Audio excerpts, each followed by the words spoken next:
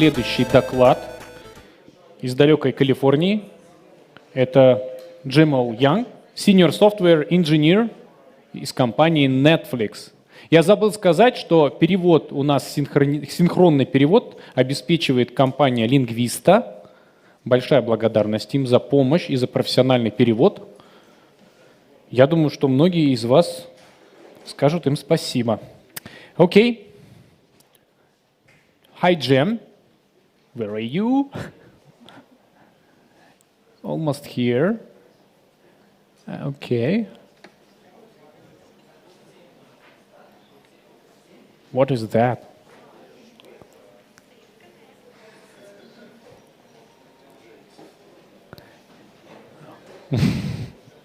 Okay.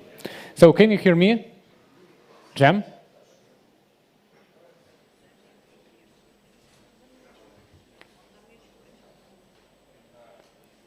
Hi, Jem.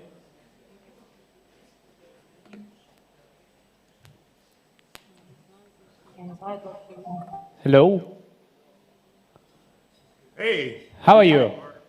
I guess it's good morning there. It's very much nighttime here.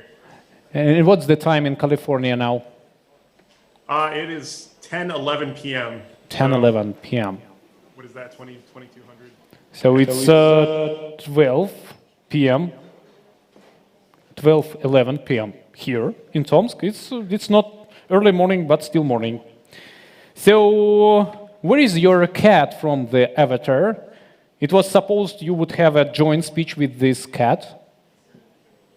Yeah, I've been looking around, and I think he knew he had to be on a conference, so he is nowhere to be found. He's gone. But my cat's name is Ollivander, and he's a character. Okay. So is that true that all the Netflix employees are obliged to play an episodic crowd beat parts in Netflix series due to the contract? Yeah, they actually wouldn't let me act anymore because they said, Jem, you're too handsome to be on Netflix. So they made me a software engineer instead. Yeah. Thank you. Okay, let's start our interview. There is no slides. So tell us please about your background. Where are you from? What do you do? What's your role in Netflix? What did you do before Netflix? Oh yeah, do you want the long version or the short version? In between. Okay, so my name is Jemuel Young. I'm a senior software engineer at Netflix. I've been at Netflix for about 5.5 years. I work primarily on the website, netflix.com. So if you've ever used Netflix on your mobile browser or anywhere, I've probably touched some of that code at some point. My background is, it's a bit of a long story, but I'll give you the medium story, if that's okay. So originally I'm from Southern California. I lived in New York City for about 10 years. I lived in Georgia for about 10 years. I've lived all over. But really, I think what defines me is one of my, it's my love of pets. As you can see about my cat by my side. Yeah, not here. I'm kidding. One of the things that defines me is I'm very tall. You can't tell this over video, but I'm 6'4". So what is that in centimeters? Like 193 centimeters? Mm-hmm. I don't know. Almost. I know we're Philistines out here. We still use the imperial system instead of metric. I keep trying to tell people to change their mind, but they won't. But I think what's interesting is my story to getting to where I am today. Mm-hmm. I took the long way around, okay. if you would. Most people, I think they go to school, they finish, they get some internships, and then, they gradually work their way up to the company that they ultimately want to end up at. Me, I finished high school, and I said, hey, I've heard about this computer science thing. I want to give it a try. So I went to school for computer science to get my degree in computer science. And then within 1 year, I failed out. I failed out completely. Yeah. So that set my dreams back a few years. But after failing out, I realized, you know what? What I really need is some discipline, and I need to be more mature about what I want to do in life. And that took about 7 years to come to that conclusion. So in between failing out of college and rejoining college, it was about 7 years working in a restaurant where I worked on the line, which pretty much means I yelled at people all the time. I told them they were doing it wrong, and I tried to help people get things going. So in working in the restaurant, I went back to school. I finished my degree in computer science. I got a job at a startup in Georgia, way down south in the southern part of the United States. And from there, I gradually worked at startups until one day I was speaking at a conference, very similar to the one we're at now. And I was giving a talk on React and ECMAScript's version 6, or ES 2016 at the time. And I happened to catch the eye of the people that would be my future colleagues at Netflix. And what they did was they're very smart about it. They didn't say, hey, we want you to come to Netflix. What they said was, hey, that was a great talk you just gave. Can we buy you lunch? And anybody that knows me knows, of course, I will do anything for free lunch. So they took me to lunch, and we didn't talk about work at all. We just talked about everything. We talked about how interviews are terrible, how hot it was in Utah where we were. And, we didn't talk about Netflix at all. We didn't talk about work. They didn't try to recruit me. I went back to New York in my startup, and I was happy there. And then one day I get a phone call. Well, actually, it was a message on Twitter from my then manager, Ryan Burgess. And he said, hey, why don't you come interview at Netflix? And I was like, no. Maybe someday. Maybe when I'm a little bit smarter. Maybe when my beard's a little bit longer. But I'm not ready yet. And then he said, okay. A couple months later, he comes back and says, hey, Jem, have you thought about interviewing at Netflix? And I was like, no, I'm not ready yet. I've still got a few years in startups. I want to get a little smarter, get a little wiser, maybe a little taller. And he said, what do you have to lose? It's just an interview. The worst case is you fail. Sure, your ego may take a bit of a bruising, but you'll learn something. And I said, you know what, Ryan, you're right. So I interviewed for Netflix. They flew me out to California, and I interviewed there. And then I flew back to New York, and I landed in New York. I get back home to my apartment, and Netflix calls me up there and said, hey, we want to make you an offer. And I was like, wait, me? What day is it? They're like, it's Monday, or it's Tuesday at this point. And we really like you. We want to make you an offer, but we won't tell you how much money it is. And I said, okay, that seems suspicious, but you know what? I'm in. It doesn't matter. It doesn't matter how much money it is. I've always wanted to work at Netflix, and they made me a good offer. I moved from New York to California, and now I live in Oakland, California with my wife and my 1-year-old son, and yeah, been at Netflix for 5 years. So that was the medium version. I hope that was okay for everybody. And with your cat. So actually now we know how it works.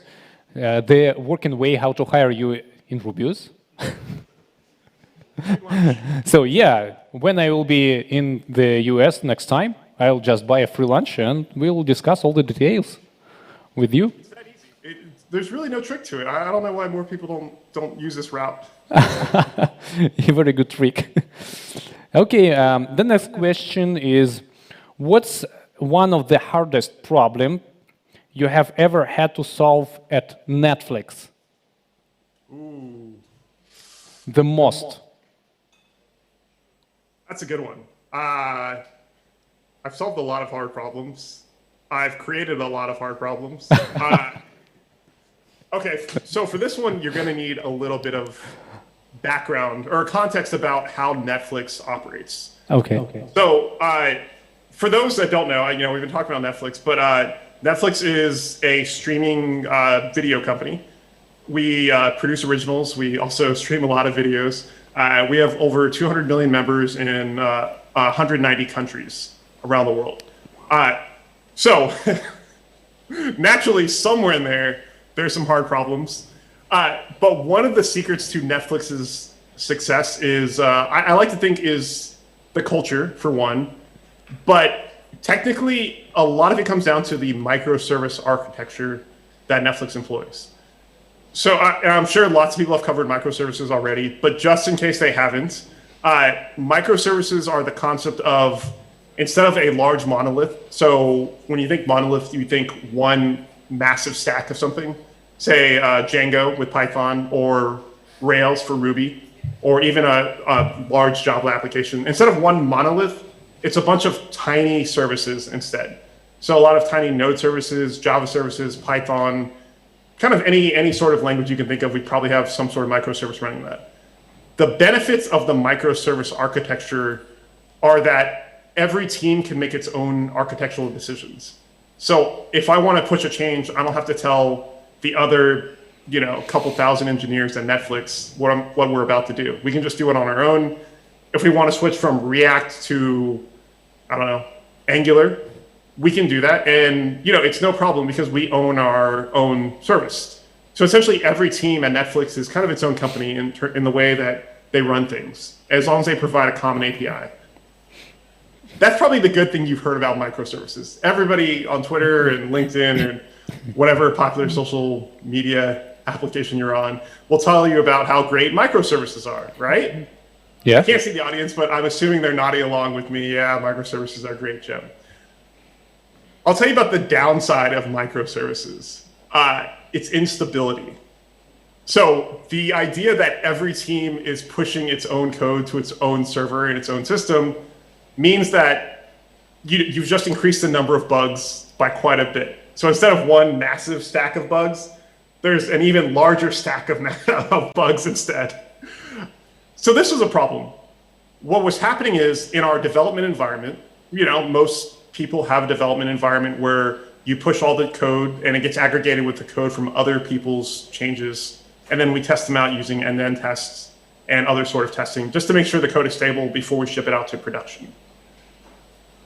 What was happening was all of our end-to-end tests were failing constantly. They're failing, I think it was about, 15% of the time, something like that. So what was happening with that was developers, I'm telling developers like, hey, you need to write more tests. You need to make sure that your code is covered. You need to make sure we don't cause an outage for all the people trying to just watch a movie with their friends that night. We need to make sure everything's stable.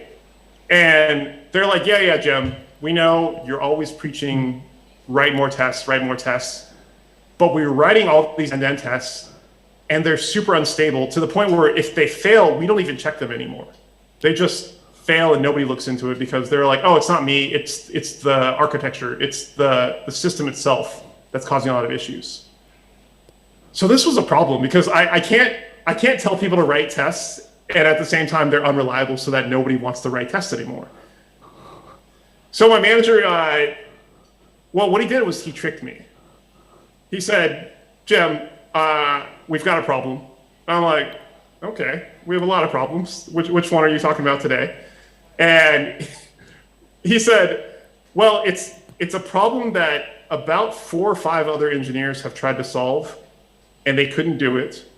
I don't even know if you can solve it, but I'd like you to give it a shot. And of course, I'm like, okay, that sounds like a good challenge to me. And the challenge was to somehow bring stability to an inherently unstable service. And I couldn't just tell other teams to fix their code. I couldn't tell the dozens of other teams at Netflix to write more tests and make sure your code is stable so that when they merge into our development server, it's stable. Because I don't have control of what other teams do. I can only control what my team does. So I needed to make sure that these end-to-end tests were stable so that we had a good signal on the code going out the door so we didn't push bugs out to production, as we all do sometimes, mostly me. So what I created was a service that instead of making live API calls on our tests, it just mocked out all this data. And this seems like a really simple solution, like, oh, mock data for end-to-end tests. Nothing revolutionary here. The problem was you couldn't just mock data once because it was always changing. Remember how earlier I mentioned that microservice architecture and the hundreds and hundreds of services that are feeding into our development environment? Well, I couldn't possibly mock all that data. It was too large. It was an impossible problem, is what people called it. But in the end, I had to use clever algorithms that I wrote and a mocking service. But, and this is, I'm really downplaying the complexity of this problem. And it took me dozens and dozens and dozens of hours to come up with this. But in the end, using this service I created called Atticus, it brought our testability from about 85, 88% to 99%. And that means every single end-to-end test that we wrote now was stable, and development was stable, and people were writing more tests. And it was one of the hardest problems I've ever solved, because I wasn't sure if it was even possible to do it. I wasn't sure if I was smart enough to solve it. And I did, and I had a lot of help. Fortunately, I work with a lot of stunning colleagues who are really, really smart. But yeah, that was a good problem. Okay, thank you. It's interesting. How is Netflix an innovative culture? How it affects employees and their performance? You know that Netflix is very famous because of its corporate culture. It's unique. Can you comment it because you are inside this system? I was actually talking to someone, they just started at Netflix, they just got hired, and they got hired 2 weeks ago, and they're like, Jem, you know what's interesting about Netflix is that culture that you preach, that everybody knows about, it is absolutely true once you step over to the other side. And I'm like, yeah, of course it is. We're not lying about it.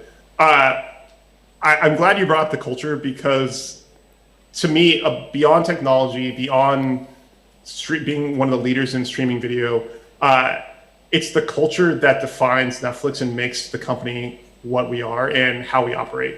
We're actually a pretty small company, a few thousand people, which is, I know, large, but compared to some of the tech titans in Silicon Valley, we run pretty lean.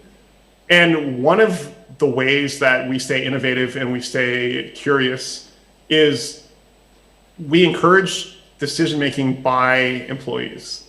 So by people like me. That means my director or manager isn't telling me how to code or what to code. And oftentimes they don't even tell me the problems they want solved. They just say, hey, here's the context. You have the freedom to solve this problem any way you think is best.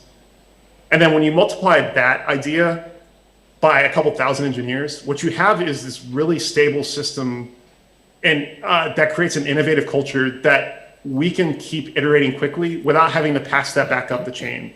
So I can make changes. I don't have to run it by my manager. I don't have to run it by anybody other than my team, obviously. But I have so much freedom to do what I want. And it's a really unique culture. When I've worked at other companies, they just didn't have it. They didn't have this, freedom is probably the best way to describe it, is I can do what I want, essentially, as long as it's in line with what needs to be done in terms of road mapping and things like that. But I can do it how I want and as efficiently as I can. And that turns out to be a really good idea. It's so unique. It's a really strong culture. And yeah, I encourage everybody to read the culture deck if you get a chance, because it is, I don't know, it's definitely the favorite place I've ever worked. I can say that. Yeah, you just need to feel it. Okay. So what do we mean when you say software engineers should be lazy? Oh, yeah. Don't tell anybody. I am probably the laziest engineer in this room right now. I am so lazy. In fact, it is my sole goal in life as a software engineer to get computers to do as much work as possible so that I can get back to doing video games or reading a book or whatever I was doing. That's what I mean by software engineers should be lazy. Computers are good at doing the same task over and over and over again. And programming is the art of adding on top of those tasks and getting them to do more and more complex tasks. The best software engineers I know are really, really good at getting computers to do what they want so that they can go back and do whatever, get back to do whatever they were doing before. So when I approach a problem, and I encourage anybody when they approach a problem, think, what's the easiest way of doing this so that I won't have to go back and revisit this problem in a year? The difference between a senior engineer and a junior engineer is a junior engineer can solve a problem.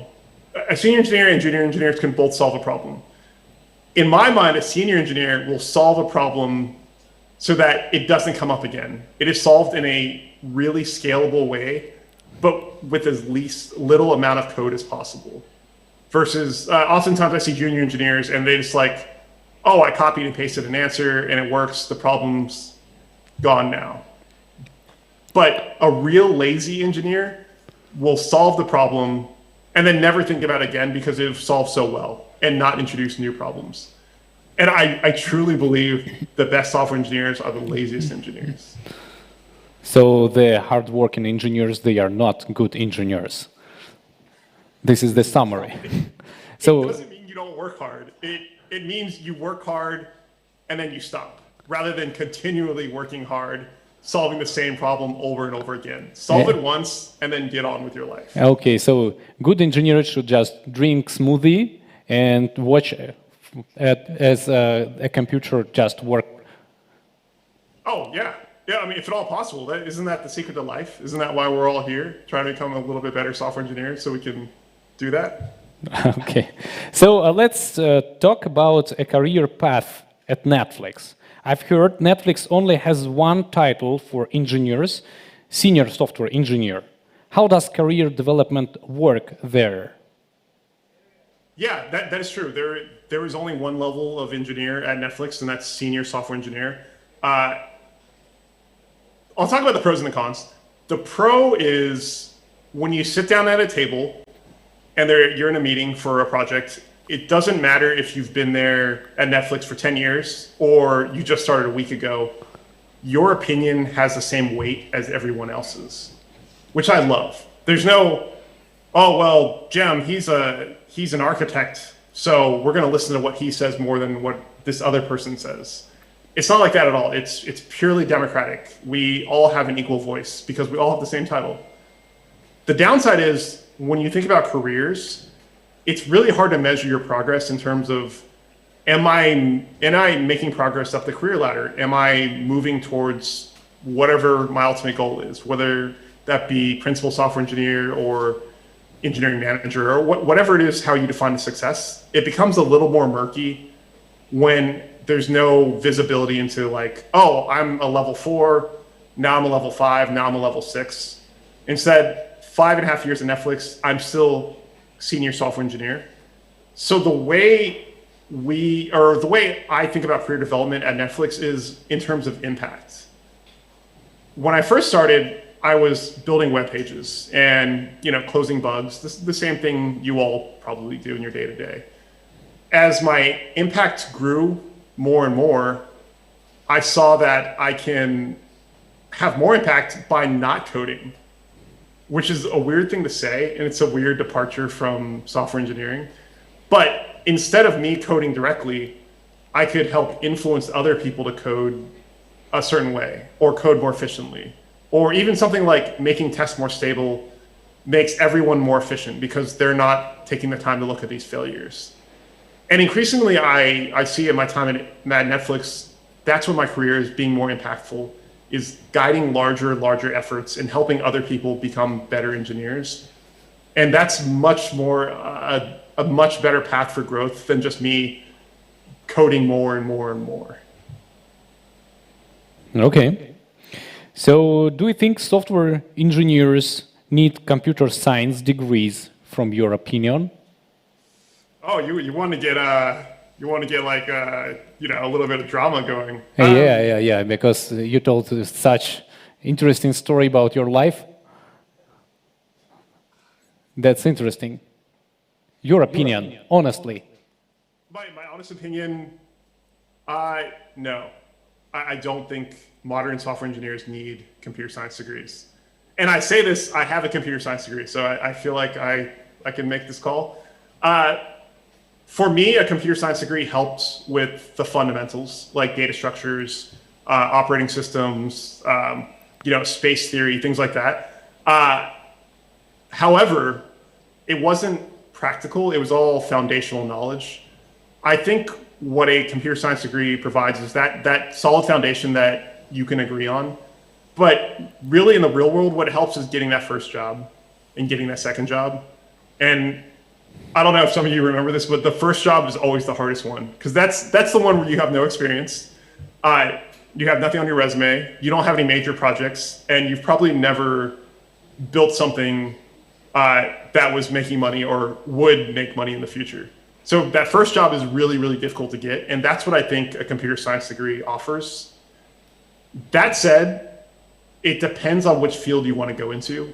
If you want to go into, say, I don't know, machine learning or something like that, or a really complex technical field, it's probably best to have a degree because you're going to run into math and algorithm and definitely different types of data structures you've never seen before or heard of. And a computer science degree really helps. But for a lot of front-end development or even back-end development, you can get away with a boot camp or just being self-taught and be fantastic engineers. In fact, one of the best engineers on my team at Netflix has a degree in communications. And he's such a good engineer because he can create documents, he can share his ideas broadly, and he can communicate really complex topics easily. And that makes him such an amazing software engineer. And it's more than just being a good coder. It's about how you work with others. Because software engineering is a team game. It's a team sport. We're all aligned and we all have different backgrounds, but just being able to communicate is such a valuable skill. So yeah, I don't think engineers need computer science degrees necessarily. Okay, what's an underrated skill that engineers don't often think about? Some advice on? So probably soft skills about, team player or whatever. Definitely soft skills. We focus a lot on just sheer knowledge. Like, do I know JavaScript? Do I know Python? Do I know Rust? And just memorization of these things. It's a soft skills like communication, being able to effectively scope out a project and write it down and then share it with other teams is a skill that I didn't know was necessary at the level we operate at Netflix. But now that I'm older and a little bit wiser, it is such a valuable skill, being able to communicate. But another underrated skill that engineers don't think about often is empathy, which is, I know, is that even an engineering skill? But it's the idea of putting yourself in the user's shoes and trying to see what are they seeing and trying to understand what are they trying to accomplish when we build an application. Having empathy for the user and understanding their perspective really makes us much better at what we do, rather than just we're heads down in a hole coding and then we pop up with some magical solution. No, I think as engineers we can do better, and I think having a bit of empathy is a skill we can all work on a bit more.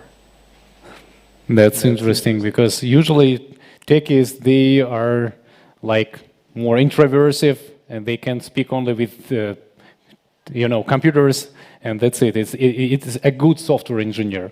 But what you're saying now, it's absolutely controversial and the opposite. Okay, thank you. Thank you very much. So I'm done with the questions. Probably someone from our participants can ask some questions, interesting questions to our speaker. Оля, кстати говоря, вот хорошую вещь он сказал. Он говорит, не нужно образование компьютерное. Идете на курсы академии, заканчиваете, вы замечательный специалист, если у вас мозги работают. Записывай. Спасибо, Сергей, за рекламу. Следующий вопрос. So we have one question here. Have you read the book by Reed Hastings about Netflix culture? No Rules, it's called. Is everything mentioned there true? I have not read the book. Reed actually sent out an email saying, hey, surprise, I wrote a book. And we're like, what? How do you have time to run a book? You're running a a multi-billion software company. But he wrote a book. But essentially he said you don't really have to read it because it's the same culture that you know. It's just good stories to back up that culture. But I can say just from skimming it, it's true. All of it's true.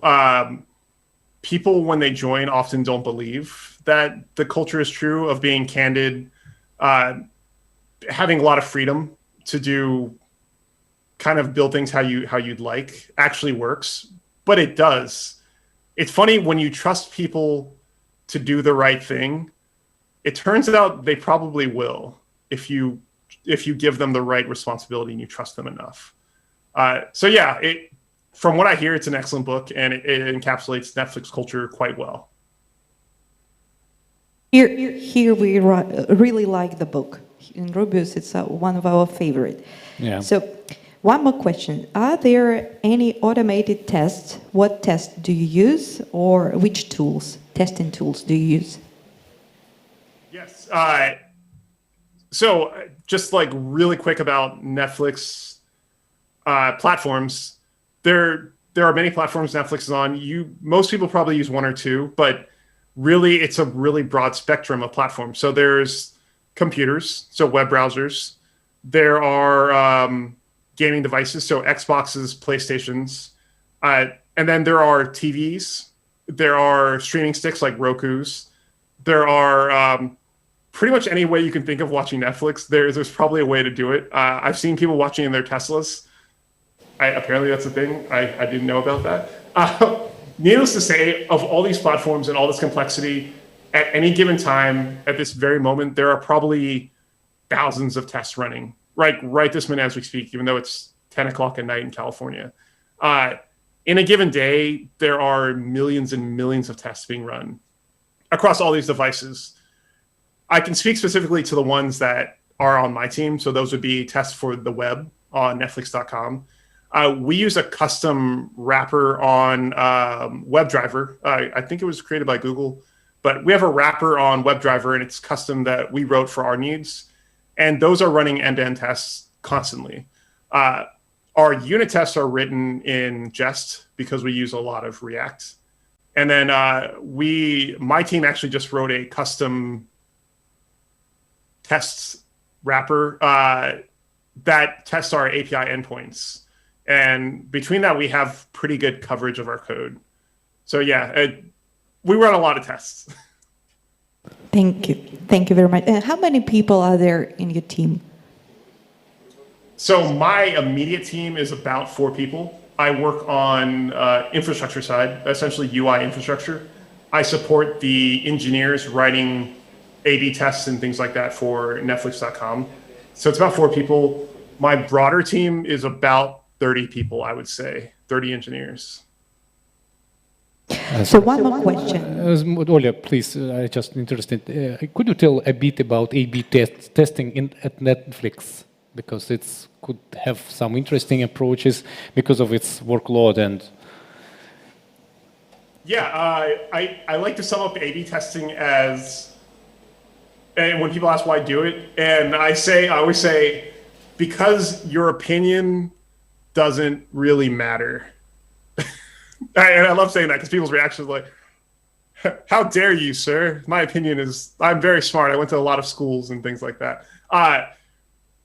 A lot of people have opinions about what people want. Remember earlier how we talked about empathy and trying to understand what the user is actually trying to do helps you build a better product? Well, a lot of times we assume about how people use things. So what an A/B test does is it tests these hypotheses about how people use your products, and it allows you to have a population of, say, 10 people.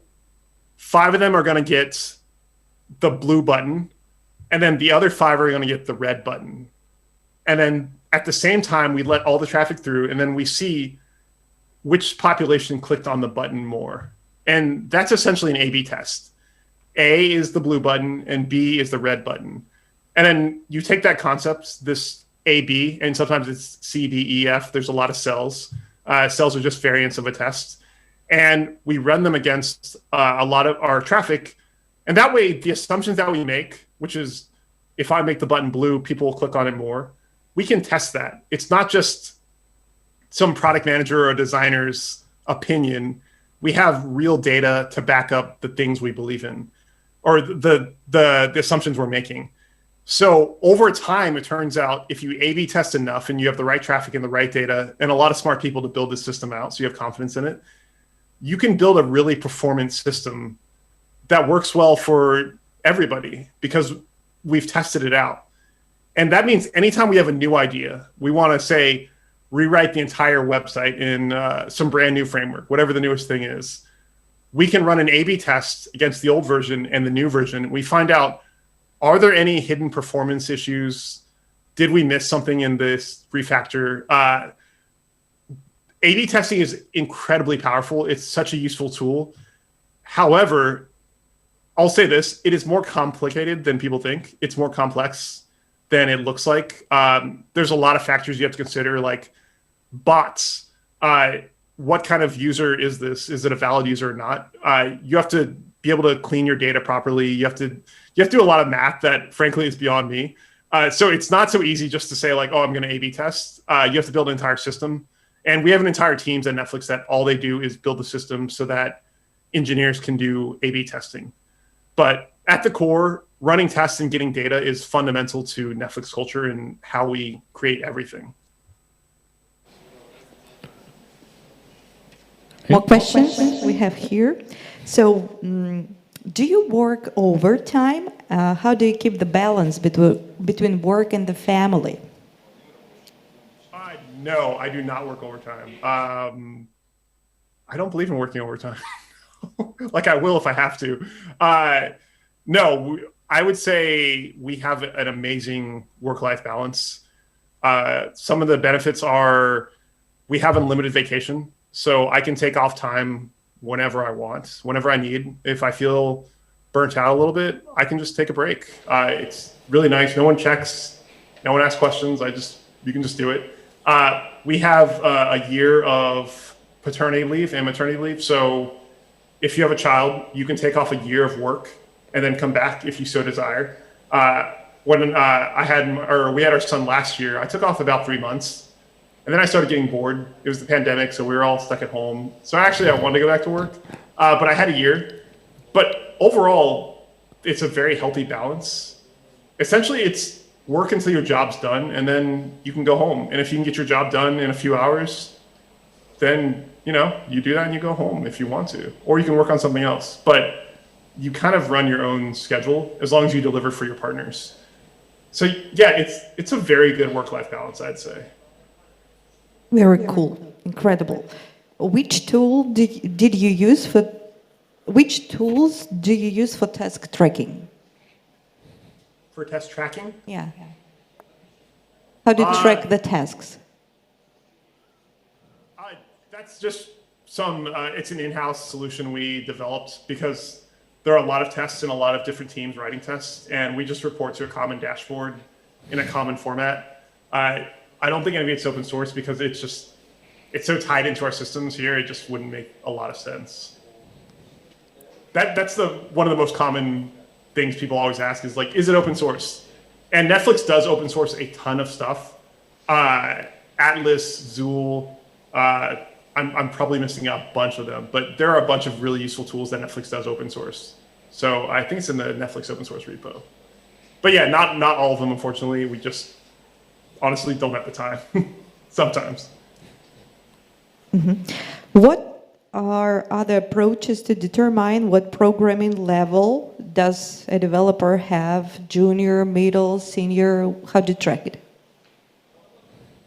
So that's a really interesting question because people say when they hear Netflix only hires senior software engineers, they think, oh, it must be 10 years experience, 20 years experience, whatever level you consider senior in terms of years. But my manager, Micah Ransdell, he said something really smart the other day, and it stuck with me. He said, we bias for aptitude and not experience. So when you apply to Netflix, or if you manage to make it to an on-site interview, we're not looking at how many years you've been coding. We look at what you can do. And it surprised a lot of people that sometimes the interview, it depends which team you're on. I can only speak to the team that I'm on. But we don't ask data science questions, or we don't ask data structures questions. We don't generally ask algorithm questions. We don't ask the things that people are really scared of generally when you think of technical interviews. What we do is we try to understand how you think about a problem and how you solve it and how you communicate that solution. Because let's face it, there are a lot of good engineers in the world. There are a lot of good people that can, recite algorithms backwards and forward and tell you the runtime and all these things. What's really important is, can you solve problems that are ambiguous? As in, there's not a clear solution. We just know there's a problem and you need to come up with a solution. And then can you communicate that well with others?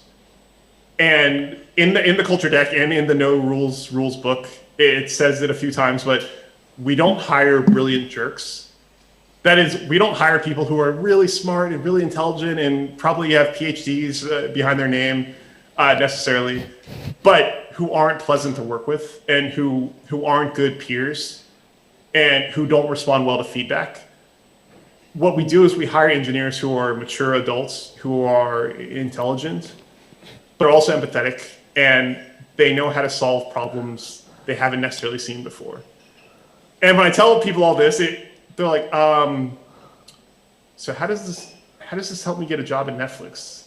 And I'm like, well, it doesn't really, because you can't really study for it, because it's not like a clear set of criteria you need to match. It's just, are you a good engineer? Do you work well with the culture that we have? And yeah, that's how we tell if someone's ready or not. And one more question. The last one, please, because of the time. Yeah, it's the last one.